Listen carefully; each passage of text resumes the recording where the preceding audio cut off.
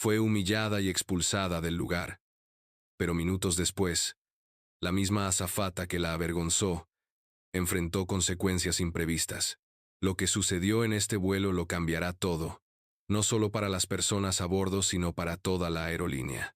Antes de empezar, cuéntanos en los comentarios desde dónde lo estás viendo hoy. Y si te gustan historias como esta, no olvides compartirlas y suscribirte para ver más. El Airbus A350 brillaba bajo las luces de la terminal, con sus motores zumbando suavemente mientras los pasajeros comenzaban a embarcar para el vuelo 219, un vuelo nocturno transatlántico de JFK a Heathrow. Entre la lenta corriente de viajeros se encontraba una mujer que, a primera vista, no llamó mucho la atención, pero para quienes la observaban, irradiaba una especie de poder discreto. Se llamaba Danielle Monroe, y en sus brazos acunaba a su hija de 4 meses, Naomi, envuelta en una manta amarillo pálido con suaves estampados de jirafa. La ropa de Danielle era sencilla.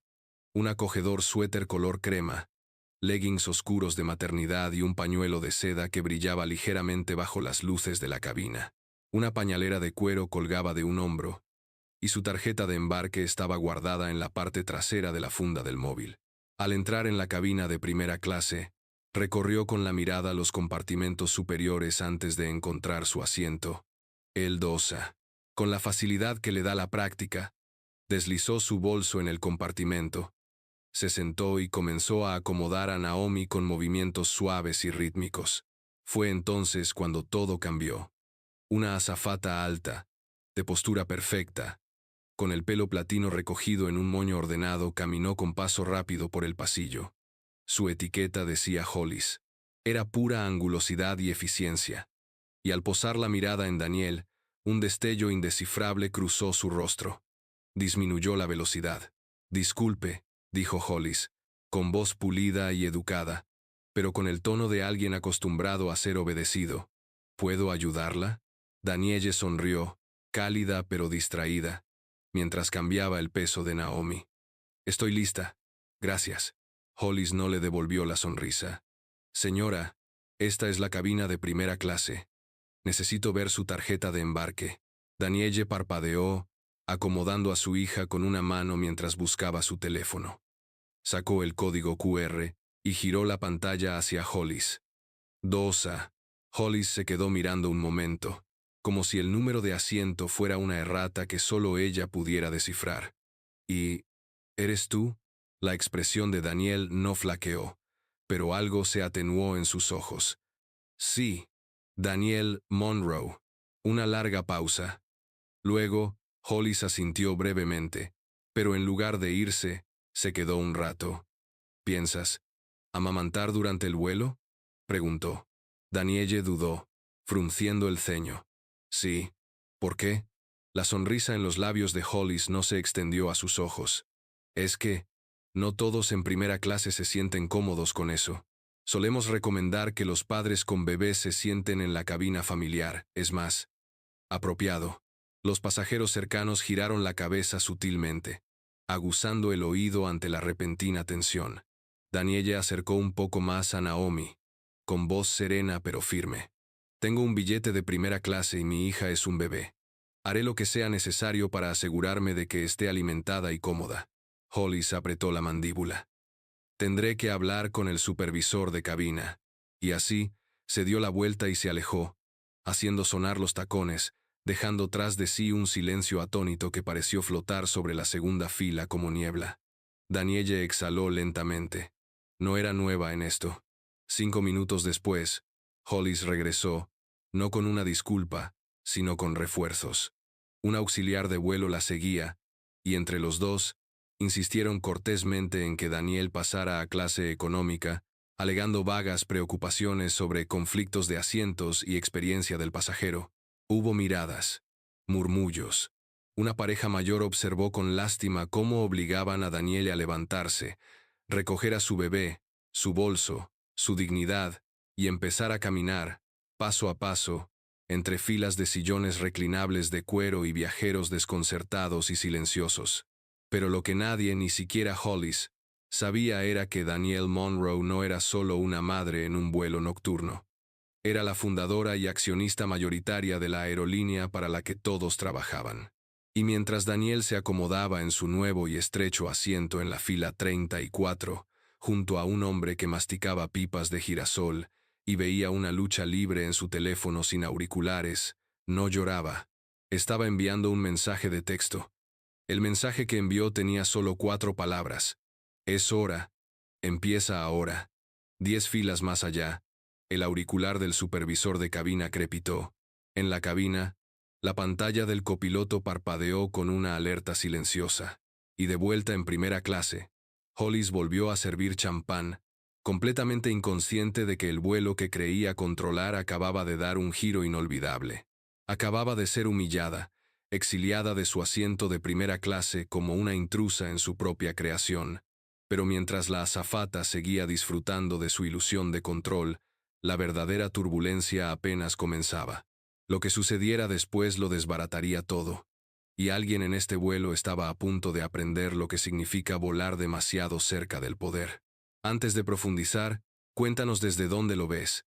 Y si historias como esta te mantienen enganchado, no olvides compartir y suscribirte para más. Las luces de la cabina se atenuaron mientras el vuelo 219 ascendía sobre las nubes, y la suave calma del ruido blanco se posaba sobre los pasajeros. En clase turista, el zumbido de los auriculares, el crujido de los envoltorios de los aperitivos y el rítmico siseo de las rejillas de ventilación formaban una nana para los desprevenidos, pero no para Danielle Monroe. El asiento 34B era estrecho.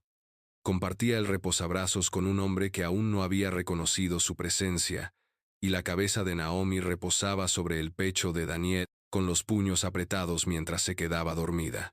Pero Danielle no buscaba la comodidad. Estaba esperando. 15 minutos después de su mensaje, la tripulación recibió una segunda alerta, solo que esta vez no fue silenciosa. Una campana de 3 tonos sonó en lo alto. Entonces, la puerta de la cabina se abrió con un clic, y el capitán Jules Moran salió. Los pasajeros apenas levantaron la vista. No era inusual, pero la forma en que el capitán Moran caminaba, ni enérgica ni urgente, sino con un paso deliberadamente pesado, llamó la atención de los que estaban más cerca de la parte delantera. No hizo contacto visual con nadie. No hasta que llegó al asiento plegable cerca de la cocina delantera y dijo 5 palabras que lo cambiarían todo. ¿Dónde está el pasajero del Dosa? Hollis dejó de servir la bandeja, ligeramente nerviosa. Le pedí que se cambiara de asiento. Había un conflicto. Estaba amamantando en primera clase y no quería molestar a los demás pasajeros. Estaba sentada en la Dosa, sin el aspecto adecuado. Así que, la mano del capitán Moran se levantó lentamente, ordenando silencio sin necesidad de alzar la voz. La invitaron a sentarse en la Dosa, dijo, con un tono controlado, pero más frío que el aire de la cabina. Y no solo es su asiento asignado, es la propietaria ejecutiva de esta aerolínea. Las palabras no surtieron efecto. Detonaron. Los pasajeros de las filas cercanas giraron la cabeza como si hubieran recibido una señal. Un auxiliar de vuelo cerca de la cocina dejó caer una botella de agua tónica. Incluso el hombre de la 2 que antes le había preguntado a Hollis si la madre con el bebé debería estar aquí, parecía haberse tragado un limón entero. Hollis parpadeó. Eso no es posible. Revisé el manifiesto y... Revisó lo que quería ver, respondió el capitán Moran con voz aguda. Y por eso, ahora tenemos a un pasajero de crucial importancia corporativa, humillado, desplazado y registrando cada segundo de este vuelo bajo revisión activa. No gritó. No lo necesitaba. Su voz tenía la fuerza de quien anuncia una tormenta que ya está sobrevolando. Tiene la autoridad para inmovilizar este avión a mitad de ruta, despedir a la tripulación y reasignar a todo el equipo de vuelo. Simplemente no lo ha hecho. Todavía. La piel de Hollis palideció. La sonrisa practicada se desvaneció de sus labios como una cortina tras el acto final. Capitán, no, la interrumpió de nuevo. Ya ha dicho suficiente. Mientras tanto, en clase turista, Danielle recibió un mensaje de texto. Confirmación recibida. Esté atento al paso 2. Levantó la vista. Una joven con blazer azul caminaba hacia ella, flanqueada por un auxiliar de vuelo que llevaba una bandeja de plata pulida con un solo objeto, un estuche de terciopelo. La mujer se detuvo junto al asiento de Daniel. Su voz era baja y deferente. Señora Monroe, disculpe la molestia. Me envía operaciones. Su suite privada está lista. El hombre junto a Daniel levantó la vista por primera vez cuando la mujer se arrodilló ligeramente y abrió el estuche, revelando una elegante tarjeta de acceso negra que Daniel reconoció al instante. La suite ejecutiva, la que está encima de primera clase, la que no figura en ningún mapa de asientos, reservada solo para propietarios y dignatarios, insonorizada, privada. Daniela sintió una vez. Con cuidado levantó a Naomi, quien parpadeó y despertó con un suave bostezo, y mientras seguía a la mujer hacia la parte delantera del avión, el pasillo se abrió a su alrededor como un mar que se separa. No se pronunció una palabra, pero todas las miradas la siguieron, pasajeros repentinamente conscientes de que acababan de presenciar algo inusual, una reina que regresaba a su trono. Al llegar a la cortina que separaba la primera clase del resto de la cabina, se detuvo. Su mirada se cruzó con la de Hollis. La azafata permaneció rígida, con las manos apretadas a los costados, su sonrisa desaparecida hacía tiempo. Su voz, antes aguda, se había desvanecido. Daniele se inclinó ligeramente, con un tono tranquilo, letal en su serenidad. Confundiste privilegio con poder. No es tu primer error, pero será el último. Luego cruzó la cortina y desapareció en la suite. A sus espaldas, Hollis se quedó paralizada. Y entonces, el teléfono de la cabina volvió a vibrar. El capitán Moran lo recogió, escuchó, y se giró hacia la tripulación de cabina con la mandíbula apretada. Está iniciando una auditoría completa. Nos han ordenado mantener nuestra posición en Heathrow para una revisión de alto nivel. Recursos Humanos estará esperando en la pista. El silencio posterior fue atronador, y en algún lugar de la parte trasera del avión, un bebé arrullaba suavemente, sin darse cuenta de que su madre acababa de convertir un vuelo transatlántico en la primera línea del ajuste de cuentas corporativo. Había regresado al lugar que le correspondía no solo en un asiento, sino con poder y, sin embargo, la tormenta estaba lejos de terminar. Justo cuando la tripulación comenzaba a procesar lo que habían hecho, surgió una nueva amenaza, una que ni siquiera Daniel Monroe había previsto.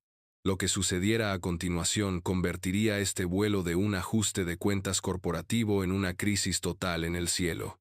Antes de continuar, deja un comentario indicando desde dónde lo estás viendo, y si te gustan las historias con drama a gran altitud, dale a me gusta y comparte para ver más.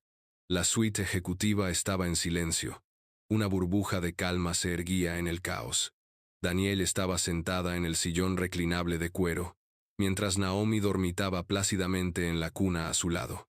La suite no era visible desde el resto de la cabina. Estaba diseñada para la discreción, escondida sobre la cocina como una joya escondida. Las luces eran tenues.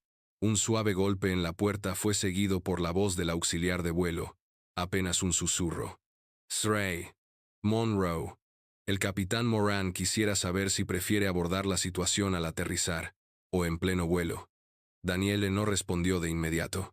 Sus ojos estaban fijos en el monitor de a bordo, donde acababa de aparecer una notificación. Reunión de emergencia solicitada. Señal externa interceptada. Fuga de medios en curso. Sus dedos se congelaron, suspendidos sobre su teléfono. Alguien en este avión había grabado su enfrentamiento con Hollis, y lo había enviado. No a revisión interna, a la prensa. A Daniel se le cortó la respiración. Exhaló lentamente, metió la mano en su bolso y sacó un dispositivo seguro. Un teléfono sin contactos ni aplicaciones, solo una función cifrada. Pulsó una vez. Confirmar origen. Iniciar bloqueo. Identificar remitente. Prioridad alfa. Luego se giró hacia la puerta. Había recuperado su asiento, su estatus y el silencio de la cabina, pero ahora, en el giro más inesperado hasta la fecha, todo el vuelo oiría su voz y lo que Danielle Monroe estaba a punto de revelar por los altavoces del avión no solo cambiaría el funcionamiento de la aerolínea, sino también quién estaba al mando a 38 pies de altura. Esperen a saber qué pasó después. Pero antes, comenten desde dónde lo ven, y si están conectados para historias como esta, asegúrense de darle a me gusta, compartir y suscribirse, porque esto apenas comienza. Las pantallas del respaldo se congelaron a mitad de la película, del juego, del mapa. Ahora, todos los pasajeros contemplaban el mismo emblema negro y dorado, el sello oficial de la oficina ejecutiva de la aerolínea. Y debajo, en nítidas letras blancas, discurso en directo, declaración a bordo del fundador. Las exclamaciones resonaron en la cabina como turbulencias contra el cristal. Incluso en la cabina, donde el capitán Moran acababa de revisar la urgente directiva de Daniel, la tripulación permaneció inmóvil, en silencio. El primer oficial se quitó lentamente los auriculares. Hollis permanecía de pie en un rincón de la cabina de mando, pálida, derrotada, pero algo más profundo que el miedo se había arraigado en sus ojos, algo más cercano a la incredulidad. Una mujer a la que había desestimado tan rápidamente, ahora les hablaba directamente a todos. Desde el otro lado del avión, se oyó la voz, no fría ni grandilocuente, sino mesurada, cálida e increíblemente tranquila. Buenas noches, pasajeros. Me llamo Danielle Monroe. Y sí, soy la fundadora y principal accionista de esta aerolínea. No hubo música de introducción, ni aplausos, solo esa voz firme y suave que recorre cada fila, cada pasillo. Diseñé esta aerolínea para que fuera más que un medio de transporte. La construí para familias que viajan con niños, para quienes viajan por primera vez, para quienes han sido subestimados. La construí para quienes alguna vez les dijeron que no pertenecían a lugares como este. En la fila 22, un hombre se inclinó hacia su esposa. Es ella. Es la mujer con el bebé. En la cocina, Clara, la amable azafata de antes, se secó una lágrima. Sé que muchos de ustedes vieron cómo me bajaban de mi asiento de primera clase, continuó la voz de Daniel. No por romper una regla, no por molestar a nadie, sino porque no tenía el aspecto que se supone que debe tener una pasajera de primera clase. El avión estaba en silencio, un silencio que ningún vuelo jamás tiene. Incluso el ruido del motor se sentía más lejano. No comparto esto para avergonzar a nadie, dijo Daniel. Lo comparto para advertirles. Una pausa.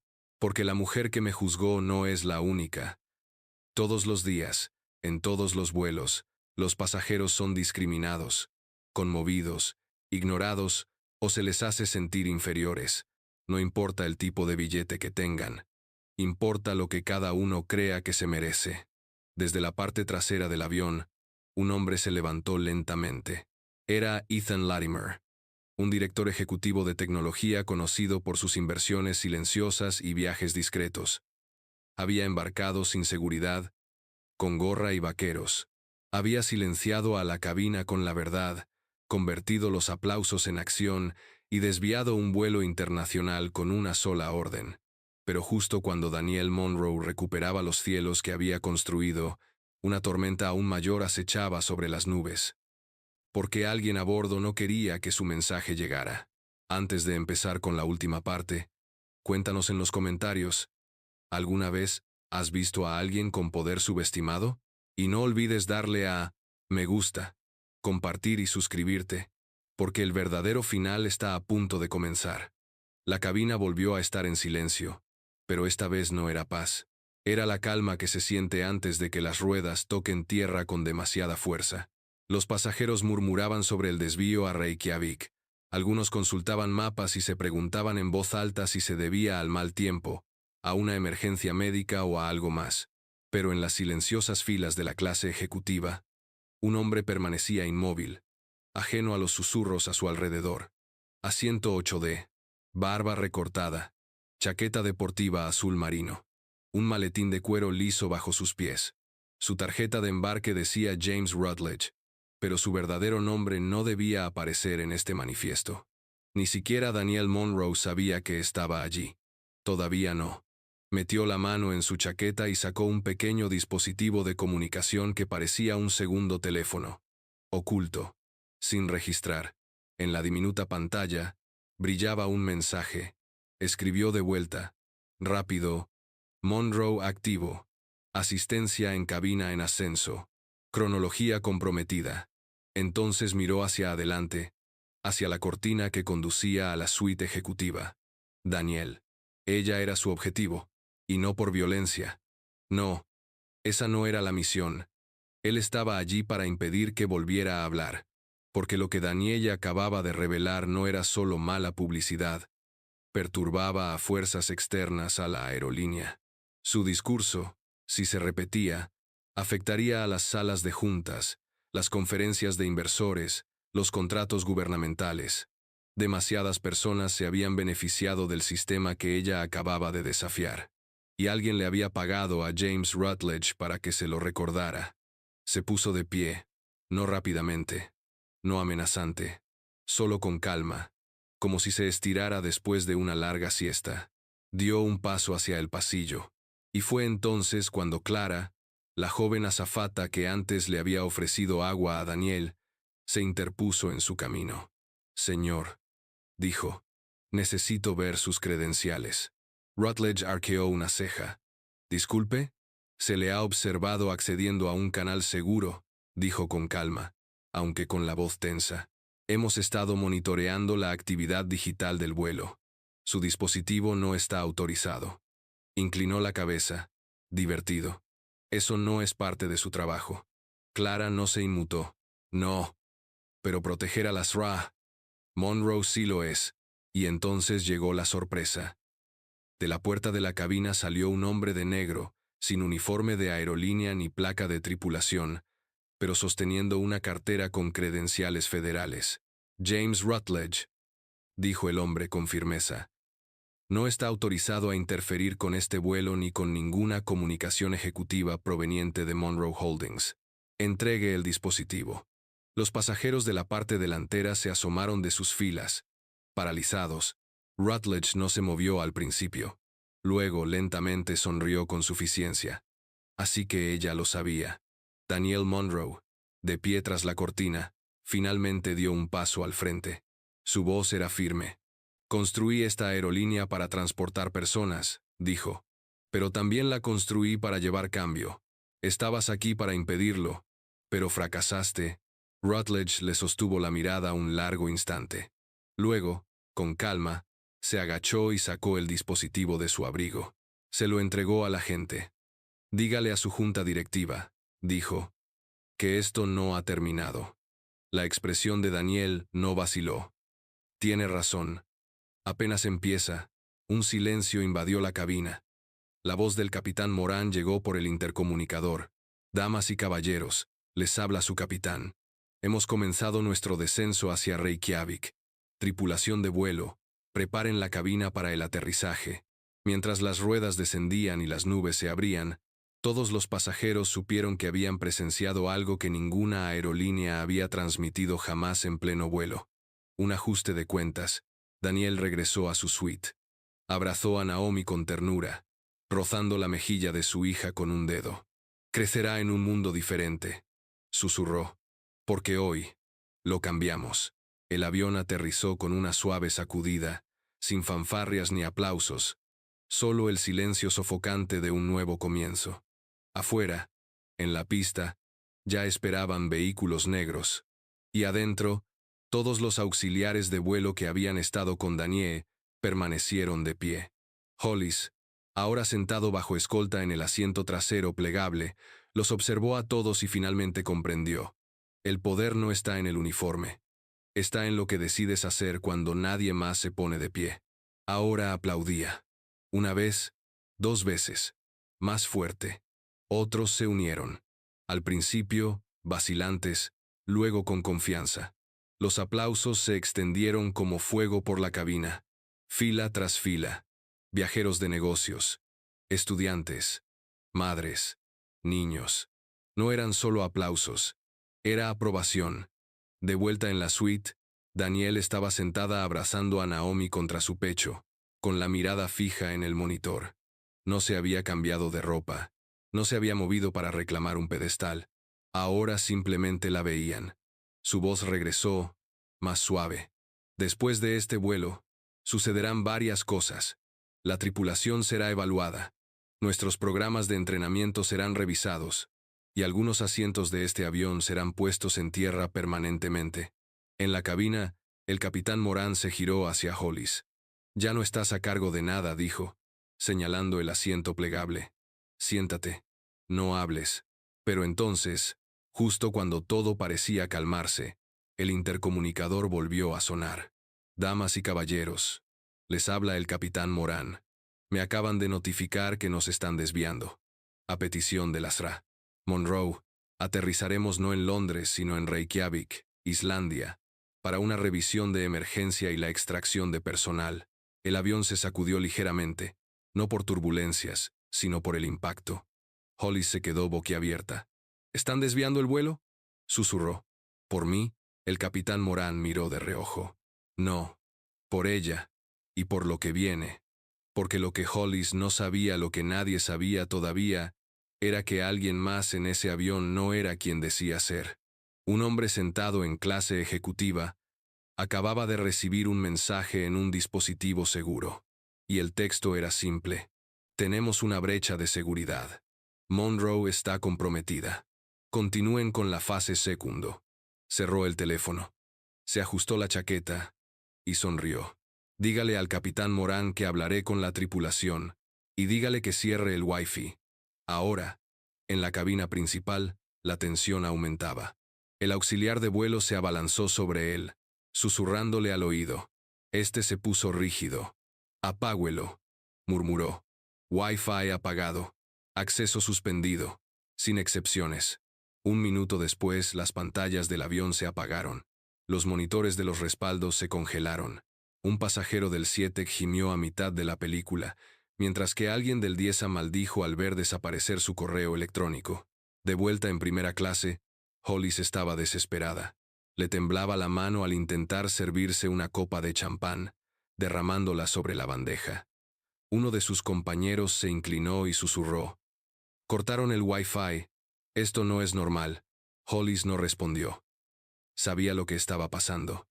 Había visto algunos atisbos durante el entrenamiento. Se llamaban protocolos de contención corporativa.